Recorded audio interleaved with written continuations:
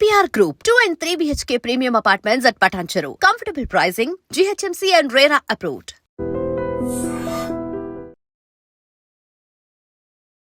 Hi hello నమస్తే, welcome back to our channel. నేను మీ వైషు. పెళ్ళి అవసరమా, మ్యాండేటరీనా? పెళ్ళి ఎందుకు చేసుకోలేదు? 23 సంవత్సరాలు వచ్చాయంటే అక్కడి నుంచి మొదలు పెడతారు. ఇంకా పెళ్ళి చేసుకోవట్లేదు, చూడట్లేదు సంబంధాలు. మ్యాండేటరీనా, అవసరమా, లేకపోతే సమాజం కోసం చేసేసుకోవాలా? ఈ విషయం గురించి మాట్లాడడానికి ఈరోజు నాతో పాటు డాక్టర్ హరీష్ తెనేటి గారు ఉన్నారు, motivational speaker and life coach. సార్తో మాట్లాడదాం. హలో సార్, నమస్తే. బాగున్నారు సార్? Fine fine. పెళ్ళి మ్యాండేటరీనా అంటే 23, 22 రాగానే ఏంటి ఇంకా పెళ్లి సంబంధాలు చూడట్లేదా? 30 వస్తే ఇంకా నీకు పెళ్ళి కావట్లేదు, పెళ్ళి కానీ ప్రసాద్ అని పేరు వచ్చేస్తుంది అప్పటికి. పెళ్ళి ఏదో మ్యాండేటరీ, మనం ఖచ్చితంగా పెళ్లి చేసుకోవాల్సిందే అని ఒక ముద్ర ఎందుకు పడిపోయింది? అది రాంగ్ అండి. అంటే ఖచ్చితంగా చేసుకోవాలని లేదు. Okay, number 1 very very important. ఎవరికి నచ్చితేనే చేసుకోవాలి, లైఫ్ టైం ఉండాలి. కాబట్టి అది ఆ బంధం మంచిగా ఇష్టమన్నప్పుడే, ఇష్టమైనప్పుడే, రెడీ ఉన్నప్పుడే చేసుకోవాలి. ఓకే, ఇందులో చాలా లేయర్లు ఉన్నాయి. ఈ ప్రాబ్లం ఎక్కడొస్తుందంటే, కళ్ళు మూసుకుని ఒక 6 మంది కళ్ళ గంతలు కట్టుకుని ఏనుగు ఎలా ఉంటుంది, అప్పటిదాకా వాళ్ళు ఏనుగు చూడలేదు, ఏనుగు ఎలా ఉంటుంది అని చెప్పి టచ్ చేసి చూస్తున్నారంట, కళ్ళ కట్టేసుకుని. ఒక అతను ఇట్లా కాలు మాత్రమే పట్టుకుని ఏనుగు స్తంభంలా ఉంటుందిరా అని అనుకున్నాను. తోక పట్టుకుని ఏనుగు సన్నగా ఉంటుందిరా, చెవులు పట్టుకుని ఏనుగు చాటలా ఉంటుంది. అట్లాగా మనము మన పర్సెప్షన్ నుంచి చూస్తాం. కాబట్టి కొంతమంది చిన్నప్పుడే వాళ్ళ పేరెంట్స్ని బాగా స్ట్రగుల్ అవుతూ చూసి చల్ నాకు మ్యారేజ్ అవుద్దు అని అనుకుంటారు. కొంతమంది ఎవరినో ప్రేమించానని చెప్పి ప్రేమలో పోయి అమ్మాయిలందరూ ఇట్లాగే ఉంటారా అని పెళ్లి చేసుకోవాలి. ఒక అబ్బాయి, ఒక అమ్మాయి వాళ్ళ సిస్టర్కి మ్యారేజ్ కాలేదు, నేను మ్యారేజ్ చేసుకోను. ఓకే, ఈ టైప్లో. ఇంకా వెళ్తే రిలేషన్షిప్ ఉండాలి కానీ మనసు కలవాలి కానీ మ్యారేజ్తో ఏముంది, మెడలో తాళి కడితే ఏముంది, ఈ టైప్లో లాజిక్లు. కొంతమంది ఏంటంటే నేను కొన్ని రోజులు డేటింగ్ చేసి కొన్ని రోజులు వాళ్ళతో ఇంట్లో గడిపేసేసి లివ్ ఇన్ రిలేషన్షిప్స్లో ఉండి తర్వాత చూసుకుందాం మ్యారేజ్ అనేటట్టు తయారు. సో ఎవరు వాళ్ళ విజన్ నుంచి చూసి, మొన్న ఈ మధ్య నన్ను ఒక డిబేట్కి కూడా పిలిచారు. సార్ మీరు యూత్ని మోటివేట్ చేసి చెప్పాలి సార్. నేను ఫస్ట్ థింగ్ యూత్కి అన్నీ తెలుసు, యూత్ని మోటివేట్ చేయాల్సిన పని లేదు. ఎందుకంటే దీస్ ఆర్ ఆల్ వీళ్ళందరినీ రుద్దేసి మైండ్లో నేను చెప్పిందే కరెక్ట్ అనే దాంట్లో జరుగుతున్న మోసాలు ఇవన్నీ. ఇప్పుడు యూత్ సఫర్ అవుతున్న వెరీ మేజర్ థింగ్ ఏంటంటే, నాకు తెలిసినదే కరెక్ట్, దానికో లాజిక్ ఉంటుంది, ఆ లాజిక్ వెనకాల ఒక స్ట్రాంగ్ రీజనింగ్, అండ్ ఆ రీజన్ వల్ల నేను ఇలా ఉన్నాను. మీరు మ్యారేజ్ చేసుకున్నారు, ఏమైంది, దానివల్ల ఏం సంపాదించారు, ఏం సాధించారు అనేటట్టుగా రాంగ్గా ప్రొజెక్ట్ చేస్తారు. ఓకే, సో ఎందుకు అసలు మ్యారేజ్ అంటే, ఫిజికల్ నీడ్స్కి, ఎమోషనల్ నీడ్స్కి ఒక there should be some discipline in whatever we are doing as a human. మనం ఏది చేసినా ఒక డిసిప్లిన్లో, ఒక మెథడ్లో చేసుకోవాలి అన్నది ఫస్ట్ నుంచి వస్తుంది. బట్టలు వేసుకోవాలి, ఓకే, ఆఫీస్కి వెళ్తే ఇలా రెడీ అవ్వాలి, ఏదైనా ఫంక్షన్కి వెళ్తే ఇలా వెళ్ళాలి అని ఎవరు చెప్పారు? నేను ఎలాగైనా వెళ్తా ఫంక్షన్కి, నా బాడీ నా ఇష్టం అని వెళ్ళచ్చు. కానీ అక్కడికి వెళ్తున్నాం కాబట్టి, మనం ఒక సొసైటీలో ఉన్నాం కాబట్టి, ఈ సొసైటీకి కొన్ని నియమాలు ఉండుండొచ్చు కదా, ఆ నియమాలకు తగ్గట్టుగా నేను ఉంటాను అని అనుకోవడం ఒక సామూహిక ఒప్పందం. ఇట్స్ జస్ట్ దట్ ఓకే, నాకు ఫిజికల్ నీడ్ వచ్చింది, నేను ఎవరి మీద పడితే వాళ్ళ మీదకి వెళ్ళిపోను, నేను మ్యారేజ్ చేసుకుంటాను, ఆ మ్యారేజ్కి నాకంటూ ఒక ఫ్యామిలీ ఉంటుంది అనే దాంతో కాన్సెప్ట్ అన్నమాట. సో ఇది కంపల్సరీగా మ్యాండేటరీగా చేసుకోవాల్సిన మ్యారేజ్ అని కాదు. Okay, but మ్యారేజ్ని హేట్రెడ్తో వద్దనకూడదు. అప్పుడెప్పుడు మా అక్కకి అట్లా జరిగింది, నేను మా పక్కింటి వాళ్ళని చూశాను, అందుకని మ్యారేజ్ వల్ల ఏం లాభం లేదు, వద్దు అని ఎవ్వరూ చెప్పకూడదు. ఎందుకు, మ్యారేజ్లో చాలామంది కలిసిమెలిసి అన్యోన్యంగా ఫ్యామిలీ చాలా బాగున్న వాళ్ళు ఉన్నారు. ఓకే, ఇది ఒక ఆస్పెక్ట్. సో హేట్రెడ్తో వద్దనొద్దు మ్యారేజ్. తెలియకుండా, అసలు అదేంటో తెలియకుండా వద్దనకూడదు మ్యారేజ్. సెకండ్ వచ్చేసి, అట్ సర్టన్ ఏజ్లో మనకి నాకు చాలు, నేను మస్తున్నా, నా లైఫ్ నాకు చాలా అన్నీ చేసుకోగలను అని అనిపిస్తుంది. ఓకే, కొంత ఏజ్ మీదకి వస్తున్న కొద్దీ మన వాళ్ళు అంత ఫూలిష్గా మ్యారేజ్ వ్యవస్థ అని పెట్టుండరుగా, అంత ఫూలిష్గా పెళ్లి చేసుకోవాల్సిందే లేకపోతే చచ్చిపోతాం అని అయితే పెట్టుండరుగా. బట్ దెర్ విల్ బి కొంచెం ఏజ్ వచ్చాక మనకు చాలా మన మీద రెస్పాన్సిబిలిటీ పెరుగుతుంది, బాడీ వీక్ అవుతుంది. సో అలాంటప్పుడు ఒక ఫ్యామిలీ, మనకంటూ ఒక భార్య భర్త ఇలా ఉంటే, there are so many needs that get exchanged. Okay, దానివల్ల కూడా ఒక ఫ్యామిలీ. అండ్ ఎప్పుడైనా నాకంటూ ఒక భార్య, నాకంటూ ఒక భర్త ఇట్లా ఉంటే, దట్ ఫ్యామిలీ ఫీలింగ్ చాలా నీడ్స్ని ఫినిష్ చేస్తుంది. ద హైరార్కీ ఆఫ్ నీడ్స్ అని ఓకే. మన బాడీ ఫిజికల్ గాను, ఎమోషనల్ గాను, సోషల్ గాను, సెక్యూరిటీ వైజ్ ఇట్లాగా అన్ని రకాలుగా సెటిల్మెంట్ కోరుకుంటుంది. నిజంగా మీరు నమ్మరు, మైండ్ ఎప్పుడైతే సెటిల్డ్గా ఉండదో you will be in always in trouble అంటాం. అందుకని ఓకే నాకు మ్యారేజ్ అయిపోయింది, నేను ఇంటికి వెళ్ళాలి, ఆర్ నా వైఫ్ ఉంది, నాకంటూ ఒక కుటుంబం ఉంది అనే వాళ్ళ మైండ్ సెట్ థింకింగ్ ఒక వేలో వెళుతుంది. ర్యాండమ్గా ఉన్న వాళ్ళకి నేను ఏదైనా చేయొచ్చు అనేది, కొంత అవగాహన ఉన్న వాళ్ళకి ఫ్రీడమ్, బట్ అవగాహన లేని వాళ్ళకి అది విచ్చలవిడితనం అయిపోయే ఛాన్స్ ఉంటుంది. ఓకే, అందుకోసమే యాజ్ ఎ హ్యూమన్ ఆ విచక్షణ ఉండాలి. That I should not behave randomly. నేను ఏది పడితే అది చెయ్యకూడదు. నాకు కోపం వచ్చింది, ఇవన్నీ బదులు కొట్టను. నాకు ఒక మెథడ్ ఉంటుంది. నాకు ఆవేశం వచ్చింది, నాకు వచ్చింది, ఫాస్ట్గా కార్ నడిపే సిగ్నల్ జంప్ చెయ్యను నేను. I have that limit. Even though నాకు అర్జెన్స్ ఉన్నా నేను ఆగుతాను. అట్లాంటి కొన్ని పద్ధతులు పెట్టుకున్నాం అంతే తప్పితే అది కంపల్సరీ కాదు. రెడ్ సిగ్నల్ దగ్గర జంప్ చేసిన అంతమంది వెళ్ళి గుద్దేరు, బట్ రెడ్ సిగ్నల్ జంప్ చేయకూడదు. Is as simple as that. అలాగా ఒక మ్యారేజ్ అనేది నీకు ఏదైనా నీడ్ ఉంటుంది కాబట్టి దానికి ఇలా ఇలా ఇలా ఒక ప్రాసెస్లో చేసుకో. ఈ ప్రాసెస్ వల్ల నీకు జన్మలుగా ఒక భార్య అనేది, నీ లైఫ్లోకి వచ్చే ఒక భార్య అనేది జన్మలుగా లింక్ ఉంటుంది. అందుకే మనకి రుణానుబంధ రూపేణ పశుపత్ని అంటాం. ఓకే, మన లైఫ్లోకి వచ్చే యానిమల్స్ ఏవైనా సరే, or wife and husband relationship కానీ రుణము రూపంలో వస్తుంది. ఆ రుణము తీర్చుకోవడానికి సంసారంలోకి ఎంటర్ అవుతాం. చిన్నప్పుడే సన్యాసం తీసేసుకుని వెళ్ళిపోవడం వేరే, కానీ నీకు జనరల్గా బ్రహ్మచర్యము, గృహస్థ, వానప్రస్థ, తర్వాత సన్యాసం అనేది ఒక సీక్వెన్షియల్ ఆర్డర్లో పెట్టి అందులోకి వెళ్ళి అక్కడ బాధ్యతలు ఫినిష్ చేసుకుని దెన్ యూ గో టు సన్యాస. అట్లాగా. సో నిజంగా మెంటల్ మెచ్యూరిటీ వచ్చి నాకు ఇంకా వేరే వ్యక్తితో అవసరము లేదు, ఐఎమ్ ఫుల్లీ కంటెంటెడ్ ఇన్సైడ్ అనే ఆలోచన విధానం వేరు. ఓకే, నా శరీరాన్ని వ్యాపారం చేసుకుంటా అనేటట్టుగా ఉండడం మాత్రం వేరు. ఓకే, మంచి అవగాహన వచ్చింది. నాకు వైఫ్తో సంబంధం లేదండి, నేను I'm happy with in my self. It's a great state. నిజంగా చాలామంది సన్యాసులు అట్లాంటి వాళ్ళు, నాకు ఇంకొక శరీరముతో నా ఆనందాన్ని పొందాల్సిన పని లేదు నాకు. నేను ఐఎమ్ ఆల్వేస్ సచ్చిదానందంగా, నేను హ్యాపీగా ఉండగలుగుతాను, నాకు ఏ నీడ్ లేదు అనుకునేవాళ్ళు వెరీ గుడ్, కంపల్సరీ. కానీ దాన్ని నేను బాధ్యత తీసుకోలేను. ఇప్పుడు నాకు ఇంక మ్యారేజ్, నా అబ్బో అవన్నీ బాధ్యతలు నాకు వద్దు అనేటట్టుగా నేను ఇష్టం వచ్చినట్టుగా ఎక్కడికంటే అక్కడికి పోవచ్చు కదా. మొన్న ఈ మధ్యలో ఇలా మాట్లాడుతుంటే, వంట కావాలంటే భార్య ఎందుకు, హోటల్లో తెచ్చుకోవచ్చు. ఇంకేమైనా కావాలంటే భార్య ఎందుకు, అక్కడికైనా వెళ్ళచ్చు. లేకపోతే నేను సంపాదించుకున్నంత నేనే తినచ్చు, ఇంకెవరికి పెట్టనవసరం లేదు. ఈ టైప్లో నేను సంపాదించిన భార్యకి ఎందుకు పెట్టాలి, ఈ టైప్లో సమ్ డిస్కషన్స్ అవుతాయి. ఏదో మాట్లాడాలి అంటే మాట్లాడాలి అన్నట్టు. అలాగా హేట్రెడ్ ద్వారా వద్దనుకోకండి. మ్యారేజ్ చేసుకుని ఒక మంచి ఫ్యామిలీ, ఆ ఫ్యామిలీ లైఫ్ని ఎంజాయ్ చేయండి. దెన్ స్లోగా ఇద్దరు కలిసి క్రతువులు చేయండి. అట్లా మనకు ఒక ప్రాసెస్ పెట్టారు. It is not just simply నువ్వు ర్యాండమ్గా ఉండిపోని. సో అందుకని దీన్ని ఒక వ్యవస్థలాగా చేసి, మ్యారేజ్ వ్యవస్థ, దీనిలో తప్పులు చేసేవాళ్ళు, దాన్ని వాడుకుని మేల్ డామినేట్ చేసేవాళ్ళు మస్తు మంది ఉన్నారు, లేరని చెప్పట్లేదు. కానీ మ్యారేజ్ అనేది ఒక పక్కడ్బందీ వ్యవస్థ టు కంట్రోల్ యువర్ మైండ్. చాలా మైండ్ని కంట్రోల్ చేయడానికి నేను ఏది పడితే చేయను. అసలు నాకు కుటుంబం ఉంది, నాకు పిల్లలు ఉన్నారు, పెళ్ళాం ఉంది, భర్త ఉన్నాడు, I have a system to live on అనేది ఒక మనిషిగా చాలా అవసరం. మైండ్ని సేన్ ఉంచుతుంది, లేకపోతే ఇన్సేన్ అయిపోతాం. ఓకే, అది అందరికీ కాదు నేను అంటుంది. నిజంగా మెంటల్ మెచ్యూరిటీ ఉంది బాగా, దట్ నాకు అవసరం లేదు, I don't need anyone out side అని అనిపిస్తే వెరీ గుడ్. లేదట్లా కాకుండా నాకు బాధ్యతలు వద్దు కాబట్టి నేను ఎట్లుంటా, నాకు ఇవన్నీ నేను డబ్బులు ఖర్చు పెట్టను, నా డబ్బులు నాకే కావాలి, ఇలాంటి వాటితో వెళ్ళకండి. ఇదంతా వెస్టర్న్ ఇన్ఫ్లుయెన్స్డ్ అండ్ సగం తెలివితో వస్తుంది అక్కడ. దాని తర్వాత ఎలా అయిపోతుందంటే, ఒక స్టేజ్ వచ్చాక ఎవడో ఒకడు ఉండాలి కదా అని చెప్పి లైఫ్లో యాక్సెప్ట్ చేసి అట్లాగా you will mess up things. And ఒక ఇంపార్టెంట్ పాయింట్ ఇక్కడ చెప్తాను, ఏ వయసులో ఆ ముచ్చట జరిగితే కొంచెం మనకు ఒక ఆర్గనైజ్డ్గా వెళ్తుంది. ఇప్పుడు నేను అలా ఆర్గనైజ్డ్గా వెళ్ళకపోతే ఛాన్సెస్ ఆఫ్ ఖయాస్ ఎక్కువ ఉంటుంది.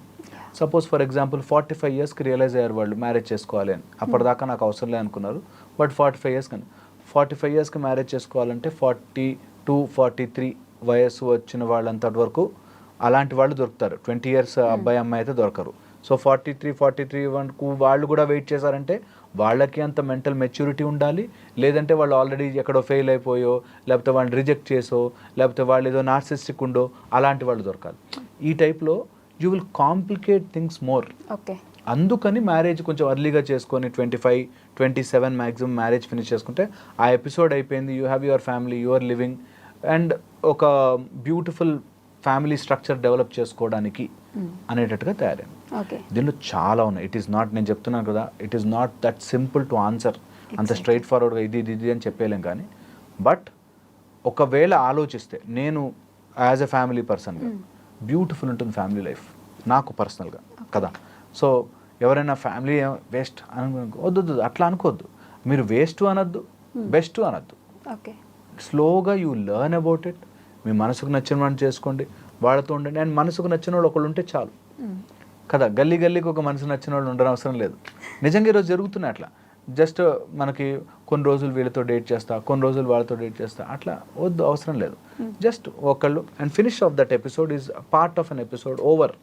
నేను నెక్స్ట్ లైఫ్లో ఇంకేదైనా ముందుకు వెళ్ళడానికి ట్రై చేసుకోవాలి. ఈ మధ్య కాలంలో ఎందుకని పెళ్ళిళ్ళు అంటే అమ్మో పెళ్ళి అసలు మాకొద్దు, బాధ్యతలకి కట్టుబడకండి. సో బాధ్యతలు ఎందుకు, why do have to take that responsibility అని ఒక విధంగా చాలా గొప్పగా ఆలోచిస్తున్నట్టు, ఒక విధంగా చాలా వర్స్ట్గా ఆలోచిస్తున్నట్టు. నాకు బాధ్యత తీసుకునే స్థితి లేదు ఇప్పుడు, నేను బాధ్యతకు రెడీ లేను అని ఆలోచించడం వేరు, నాకు బాధ్యతలు వద్దురాబాయి నేను ఇట్లా ఉండడం అనేది వేరు. ఓకే, సో అట్లా ఆ చిన్న డిఫరెన్సెస్ వల్ల దూరం. నేను ఫస్ట్ చెప్పాను కదా, ఏనుగును ఒకలా చూసినట్టు. ఇప్పుడు మనం కమెంట్స్లో కూడా చూస్తాం, ఎవరికి నచ్చినట్టుగా వాళ్ళు చెప్తూ ఉంటారు. ఓకే, తప్పు లేదు, ఎవరి ఫీలింగ్ వాళ్ళకు ఉంటుంది. కానీ అదే కరెక్ట్ అని రుద్దడం అనేది మాత్రం రాంగ్. సో అందుకని మ్యారేజే చేసుకోకూడదు ఈజ్ రాంగ్, మ్యారేజ్ చేసుకునే తీరాలి mandatory is also wrong. So అట్లా I got you into full circle. Yes, అంటే లాస్ట్లీ నిజంగానే వాళ్ళ మేబీ ఫినాన్షియల్ ఇండిపెండెన్స్ అంత ప్రాపర్గా సంపాదించట్లేదు, ఇప్పుడు నన్ను నేనే చూసుకోలేకపోతున్నాను, ఇంకొక ఫ్యామిలీని తీసుకొచ్చి నా ఇంట్లో పెట్టుకోవడం ఐ డోంట్ ఫీల్ రైట్ అని అంటుంటారు. సో నాదే సంపాదించని లేను అందుకని తీసుకురావట్లేదు, రేపు పొద్దున్న డబ్బులు వచ్చాక అప్పుడు తెచ్చుకుంటామా? 60 yearsకి నీకు బాగా కోట్లు వచ్చాక. So that's the problem. అందుకని ఏ వయసుకు ఆ ముచ్చట జరిగిపోవాలని ఎందుకంటారంటే, నువ్వు డబ్బు లేదు కాబట్టి నేను ఫ్యామిలీని తెచ్చుకోలేను ఈజ్ వన్ ఆస్పెక్ట్. నీకు డబ్బు 60-70 ఏళ్ళకి వచ్చిందంటే అప్పుడు తెచ్చుకోలేవు. సో అందుకని నీకు ఏ ఏజ్లో ఉన్నప్పుడు నువ్వు మంచిగా చదువుకునే స్టేజ్లో చదువుకున్నావు అనుకో, నేను చదువు ఎప్పుడైనా చదువుకోవచ్చండి అని 70 ఏళ్ళకి చదువుతానంటే కాదు కదా. సో అట్లాగా మనకి ఇన్ని రోజులు సర్వైవ్ అవుతున్న ఏ సిస్టమ్ అయినా సరే టైం టెస్టెడ్ సిస్టమ్స్ ఏవైనా సరే చాలా ప్లస్లు మైనస్లు చూసి ఈ సిస్టమ్కి వచ్చి ఉంటాయి. చాలామంది ఏంటంటే అది లేదు. ఇప్పుడు మనకి నేర్పిస్తున్న ఇప్పుడు ఇంకొక దాని కాంటెంపరీ ప్రాబ్లం ఏంటంటే, మన విద్యా విధానం బాగాలేదు. ఇది చాలా ఈజీ చెప్పడం, ఆల్టర్నేట్ విద్యా విధానం చూపించండి, చాలా కష్టమైపోతుంది. అన్ని ఇంప్లిమెంట్ చేయాలంటే కష్టమవుతుంది, అంత ప్రిపరేషన్ లేదు మనకి. అట్లాగా మ్యారేజ్ వద్దు అనేయడం చాలా ఈజీ. దాని యొక్క సొసైటీలో ఉండే రిపర్కషన్స్ అన్నీ చూసుకుని అప్పుడు ఆ బ్లాంకెట్ స్టేట్మెంట్ వేరే ఏదైనా ఉందా, ఆల్టర్నేటివ్ ఉందా? ఓకే, ఎవ్వరూ మ్యారేజ్ చేసుకోదు ఈరోజు నుంచి అనుకున్నాం. What is alternative? ఆ ఆల్టర్నేటివ్ ఘోరంగా ఉండకుండా సొసైటీని ఇంక్లూజివ్గా ఉండాలి, కానీ ఇష్టం వచ్చిన మనం కూడా స్ట్రే డాగ్స్ లాగా అయిపోకూడదు అన్నది పాయింట్. ఓకే, అది ఎంత మంచిగా చెప్పాలన్నా కూడా they going to random things. So point is no blanket statements ఉండద్దు, ఉండకూడదు, మ్యాండేటరీ కాదు అని లేదు. But there is a beautiful system behind it. అది తెలుసుకోవాలి అందరూ, అప్పుడు బాగుంటుంది. సో అబ్బాయిలు ఏడవకూడదండి, అంటే అమ్మాయిలు మాత్రమే ఏడవాలి? Why not? మనం సొసైటల్గా అబ్బాయిలని అట్లాగా చేసాం, లాట్ ఆఫ్ ప్రెషర్. నిజంగా చెప్తున్నాను, మా దగ్గరకు వచ్చేవాళ్ళు ఎంతమంది males suffer just to carry with the life, అట్లా తట్టుకుని నిలబడతారు.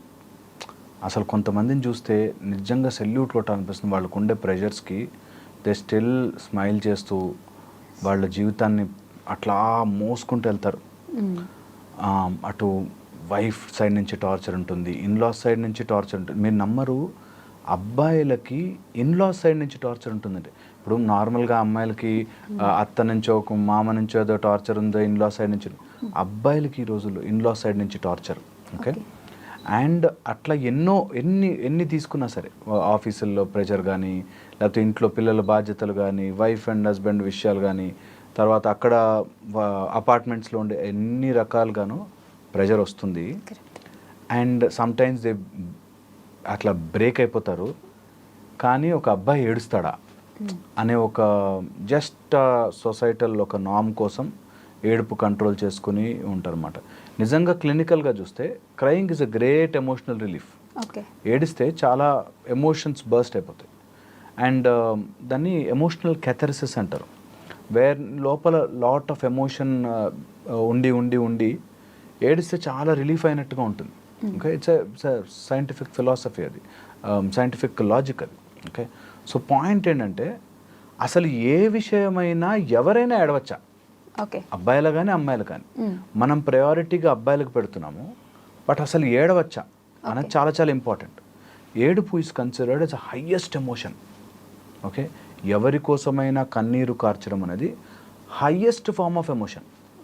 సో దానిని మీరు దేనికోసం వాడుతున్నారు అన్నది మైండ్లో పెట్టుకోవాలి. ఓకే, ఎవరైనా కానీ ఈరోజు నుంచి అమ్మాయిలు చూసినా అబ్బాయిలు చూసినా అసలు ఏ విషయాన్నైనా అంత ఏడ్చేసే అంత సీన్ ఆ విషయానికి ఉందా అనేది ఆలోచించుకోవాలి. ఇది అబ్బాయిలు తొందరగా యాక్చువల్ గ్రహిస్తారు. దట్ దేనికైనా సరే అరే ఏం కాదు బై ముందుకెళ్దాం అనే ఒక ఈజీ యాటిట్యూడ్తో ఉంటుంది కాబట్టి చాలా మటుకు తట్టుకుంటారు. బట్ అదే పెట్టుకుని ఇంకా ఎంత బర్డెన్ అయినా వేయడం, ఎంత లోడ్ అయినా తీసుకునేటట్టుగా తయారు చేస్తారు. బట్ మనం ఏడుస్తున్నాము అంటే నిజంగా ఆ ఏడ్చే దానికి అంత వర్త్ ఉండేటట్టు అయితేనే మన ఎమోషన్ని మనం కన్నీటి ద్వారా బయటకు పెట్టాలి. ఓకే, లేకపోతే చాలా మటుకు ఆ ఎమోషన్ని లోడ్ చేసి మన లోపల భారం అయిపోతుంది. అండ్ అది ఇంకొక ఫార్మాట్లో బయటకు వస్తుంది. మనం కన్నీళ్ళ ద్వారా బయటకన్నా పోవాలి, లేదా కోపంగానో ఆవేశంగానో సమ్ కైండ్ ఆఫ్ హ్యాబిట్స్ గానో బయటకు వెళ్తుంది. Any stored up emotion, any stored emotion తీసుకోండి, ఎనీథింగ్. ఓకే, అది ఖచ్చితంగా ఒక రూపంలో మన శరీరం నుంచి బయటకు వస్తుంది. అది నువ్వు ఈజియెస్ట్ ఫార్మాట్లో బయటకు పెట్టుకుంటే better. Crying is a hardest format. Okay, ఏడుపు అనేది నిజంగా నీ లోపల చాలా జరిగి బర్స్ట్ అవుట్ అయ్యి ఏడుపు రావాలి. కానీ ప్రతి దానికి ఏడవడము is not an option. Okay, ప్రతిదానికి చిన్న విషయాలకు ఏడు. సో ఏడుపు అనేది చాలా ఇంపార్టెంట్, నెంబర్ 1. అండ్ అది ఎలాంటి ఫీచర్స్లో పెడుతున్నాం, ఎలాంటి వాటికి. నిజంగా బాగా వెరీ క్లోజ్ మనిషి మన నుంచి దూరం అయిపోయాడు, డెఫినెట్లీ ఏడుపు వస్తుంది, ఒకటి తెలియని ఎమోషన్ వస్తుంది. అట్లా వెరీ రేర్ మూమెంట్స్లో మన ఏడుపు అనేది అవసరం. అంతకు మించి ఏది. సో ఏడుపు ఈజ్ అ హైయెస్ట్ ఎమోషన్. దానికి తగ్గట్టుగా నేను ఎమోషన్ని దాచిపెట్టుకోను. ఏ ప్రాబ్లం వచ్చినా సరే ఆ ఎమోషన్ ఆ రోజు క్లియర్ చేసేసుకోండి. ఇది మేము ఎప్పుడు నేర్పిస్తాం, that you store emotion.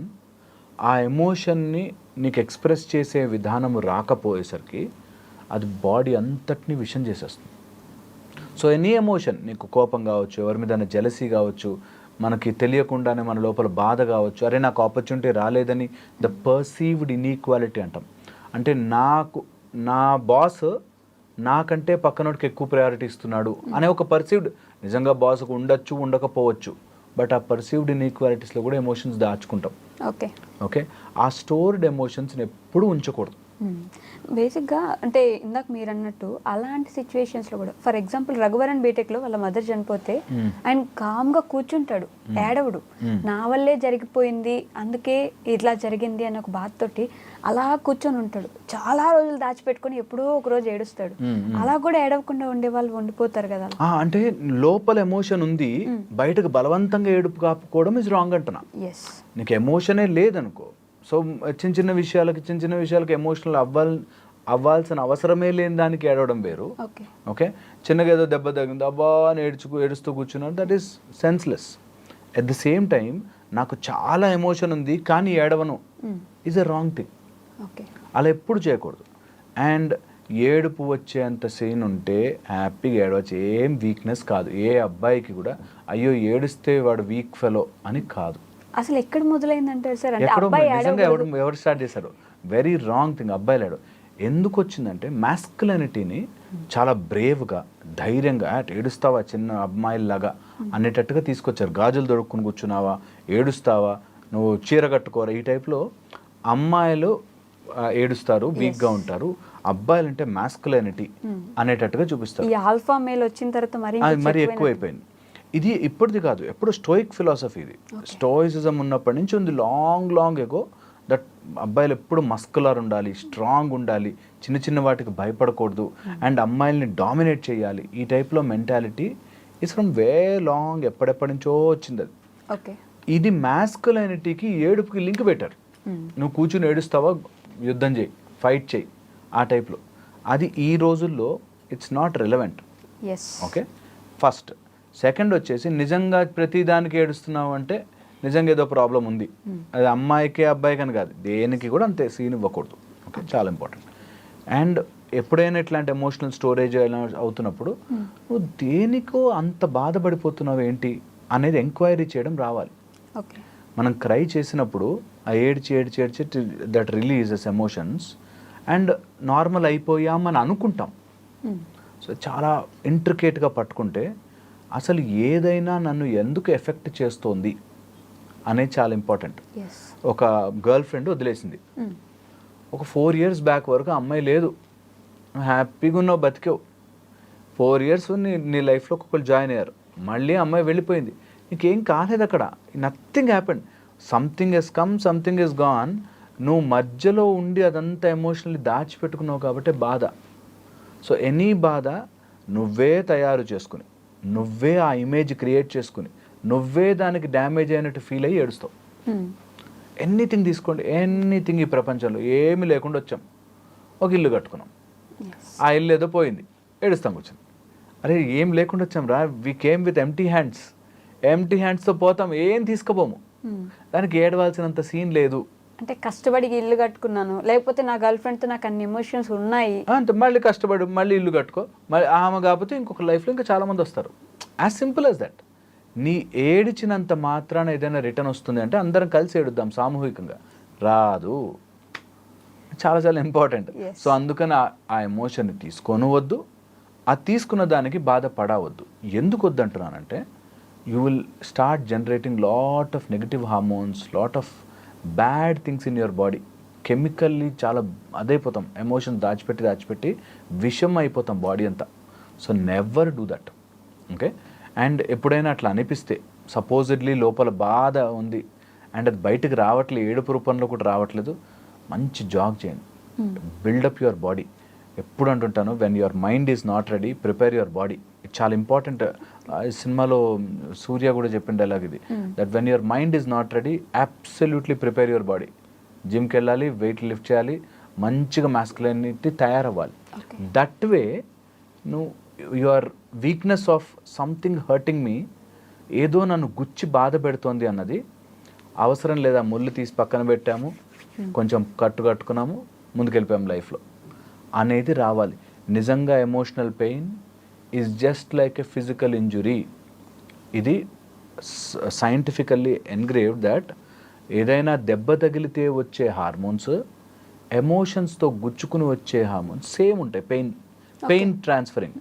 So అలాంటి పెయిన్ని, గుచ్చుకుంది ఏదో బాధేసింది, ఎవరో వదిలేశారు, లేకపోతే కట్టుకున్నాం అంతా కూలిపోయింది, ఏదో జరిగింది, జస్ట్ అది గుచ్చుకుంది, ఆ రోజు బాధ అనిపించింది, జస్ట్ ఆ పిన్ తీసాం, పక్కన పడేసాం, మళ్ళీ హీల్ అవుతుంది, మళ్ళీ ముందుకెళ్తాం. ఇది రావాలి. ఇలా లేకుండా చిన్న చిన్న వాటికి బాధపడడం, ఎమోషనల్, నాకు ఏడిస్తే బాగుంటుంది అని ఏడుస్తూ కూర్చోవడం అనేది ఈజ్ కన్సిడర్డ్ వీక్. ఫిజికల్లీ కూడా, హెల్త్ వైజ్ కూడా, ప్రతిదానికి ఏడు.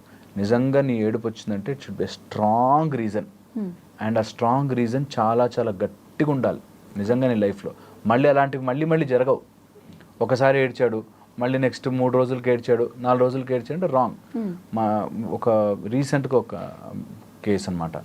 హస్బెండ్ కొడతాడు, ఈమె ఏడుస్తుంది, అయ్యో నువ్వు ఏడుస్తున్నావా, నేను అందుకని అనలేదే, అందుకని చెప్పలేదే, నువ్వు అర్థం చేసుకోవే నా బాధ అని మళ్ళీ ఒక వారం రోజులు కలుస్తారు.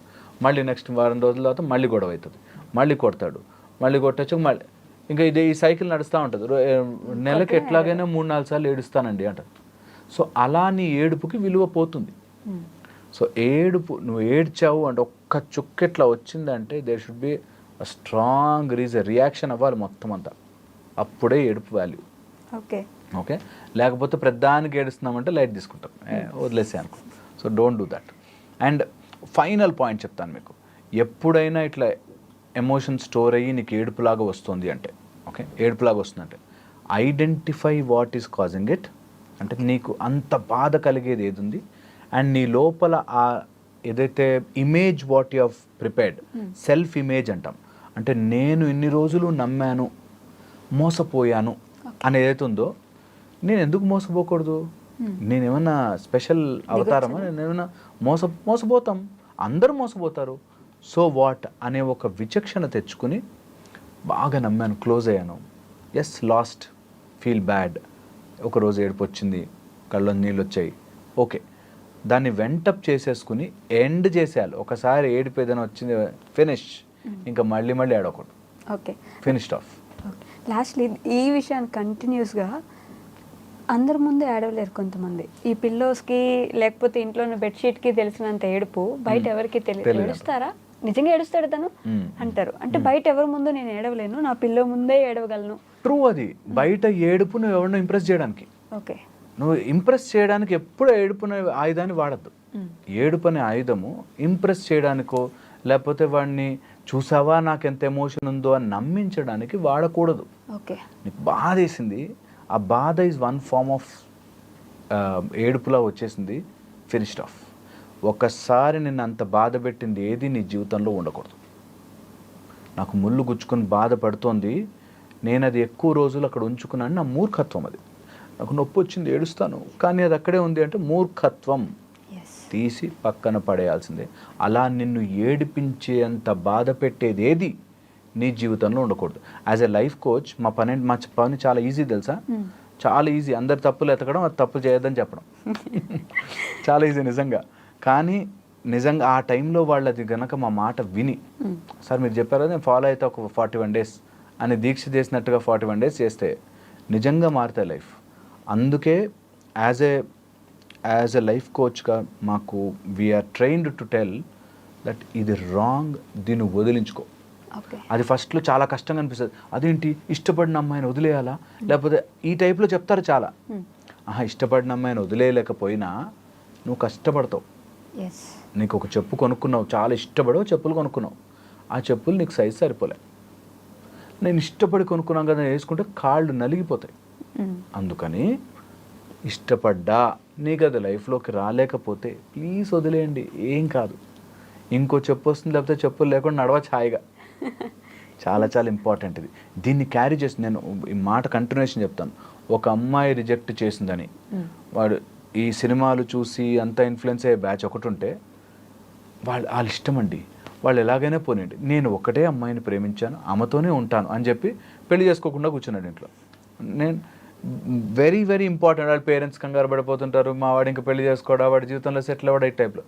సో దేనికి ఆలోచనకి కూడా బానిసైపోయి రోజు 1/2 గంట ఆమెకు ఏదో ఫ్రూటీ అంటే ఇష్టం, ఆ ఫ్రూటీ డబ్బా చూడగానే ఆమె గుర్తుకొస్తుంది. ఈ టైప్లో ఇంత ఓవర్ ఎమోషనల్గా అంత అవసరం లేదు, ఈజ్ ద పాయింట్. సో అది మనం ఎమోషనల్ క్యారీ చేసుకుని అది ఏడ్చుకుని ఒక్కో సీన్ చూసినప్పుడు, లేకపోతే ఆ సినిమా తనకంటే ఇష్టం అని చెప్పి మళ్ళీ ఏడుపు, ఈ టైప్లో అవసరం లేదు, is the point. Okay, okay అండి, thank you. Sir, one life lesson what medicine has taught you. Whatever you can do without expecting. But I really believe మన పాజిటివ్ యాటిట్యూడ్ ఉంటేనే మనం ఏదైనా సాధించగలం. గట్ని మనం కరెక్ట్గా డీల్ చేసినట్లయితే అది మనకి పాజిటివ్ హార్మోన్స్ని రిలీజ్ చేస్తుంది. షుగర్ వచ్చిన వాళ్ళ పరిస్థితి ఏంటి? పొట్ట దగ్గర పెరిగితే దాన్ని ఆండ్రాయిడ్ అంటారు, ఆండ్రాయిడ్ ఫోన్ కదా. అసలు థాట్స్ ఎందుకు వస్తాయి? బ్రెయిన్ డెడ్ అంటే దానికి ప్రపంచం అంతా కూడా కొన్ని నిర్దిష్టమైనటువంటి లక్షణాలు. మానసికంగా ధైర్యంగా ఉంటే క్యాన్సర్ జయించవచ్చు. You are a doctor for a cause sir, అంతే. వాళ్ళకి వచ్చిన ఆదాయం కాకుండా ఫ్రీ సర్వీస్ ఎంతమందికో చేస్తుంది. And don't forget to subscribe to iDream. And for more videos, Please subscribe to iDream. Please subscribe to iDream. Please subscribe iDream. And please subscribe to iDream. For more videos, subscribe to iDream. Please like, share and subscribe to the channel. Congratulations, iDream. Subscribe to iDream. Subscribe to iDream. So subscribe to iDream Media. iDream team అందరికి huge congratulations. Please subscribe iDream Media. Please subscribe to iDream. Subscribe iDream. Please subscribe to iDream. I dream అంటే నా కళల channel subscribe చేసుకున్న నోరు తిరుగుతలేదు. మీరైతే గంట గుర్తు కొట్టండి. For more such videos, please subscribe to iDream. Subscribe to iDream. Please subscribe to iDream. Please subscribe iDream Media. Please do subscribe to iDream. Please subscribe to iDream Media. For best entertainment and information, please subscribe iDream.